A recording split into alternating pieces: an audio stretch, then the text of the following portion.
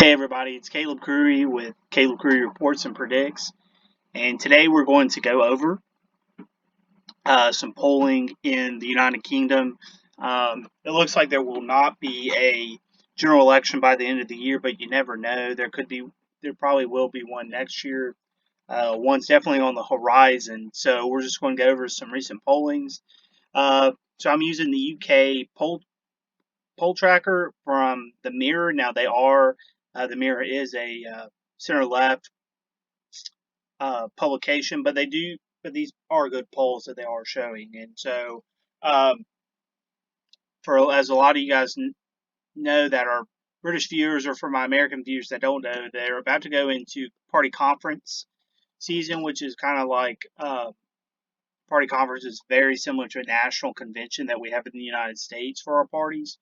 But we usually have but they have them every year, unlike we do. So this is just a big meeting of all the members of the party. So um, the first one we're going to start from the September 5th through 9th was a poll, and it had um, the Conservatives 38% overall, and it also had Labour at 24, the Lib Dems at 20%, Brexit at 7, Green at 3. So this is, you know, now these are just national polls.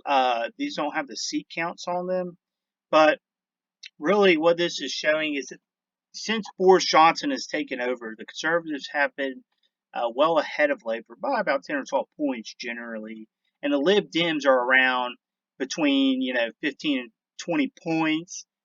The Brexit Party is kind of settled around 7 or 8 points.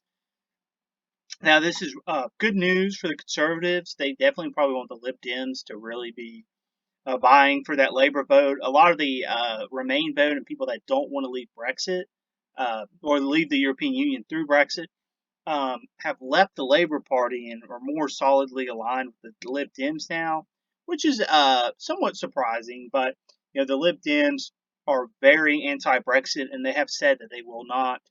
Um, they will stay in the European Union. They will not follow through with Brexit. The Brexit Party at 7%. Of course, the Conservatives would like that to go lower because almost all the Brexit Party vote would go to the Conservatives. Uh, so it just depends what happens on October 31st. If Boris Johnson does take them out of the European Union, the Brexit Party's numbers will probably just go away, and all those people will probably support the Conservatives, or a majority of them, and some probably will go back to supporting UKIP. Um, it'll be interesting to see if the Lib Dems, no matter whether there is Brexit or not, if they can really hold that 20%, or if it's just a bunch of Remainers that believe that the Labour Party has not been uh, solid enough for Remain. It's very interesting to see where that will vote go. This next poll happened through September 11th through the 13th, and it showed the Conservatives at 37, Labour at 25, the Lib Dems at 16, Brexit at 13, and the Greens at 2. The Brexit Party has been fluctuates between 7 to 14 percentage point. That's where they're at, either 14 points or they're at 7 points, somewhere in there on most polls. And this just shows that most of these polls are going to show that the Conservatives have a good advantage on Labour. But when it comes to seat count, that's not always true. And then we'll go up to this next one.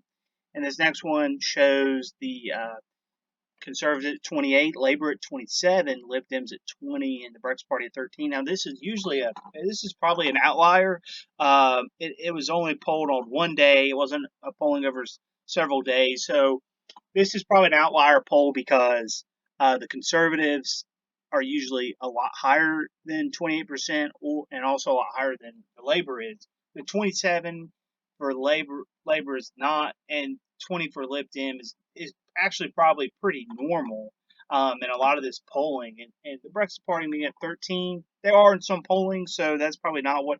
It also has the Greens at 5%, and that's a couple points higher than most polls would have them at. Most polls have them between 2 or 3%, so that is pretty high actually. So what we can take about all these polls is that the Conservatives, and Labor. The Conservatives definitely are above Labor, and Boris Johnson gets out there campaigning. It's probably a pretty good chance right now, if an election was held, that the Conservatives would beat Labor.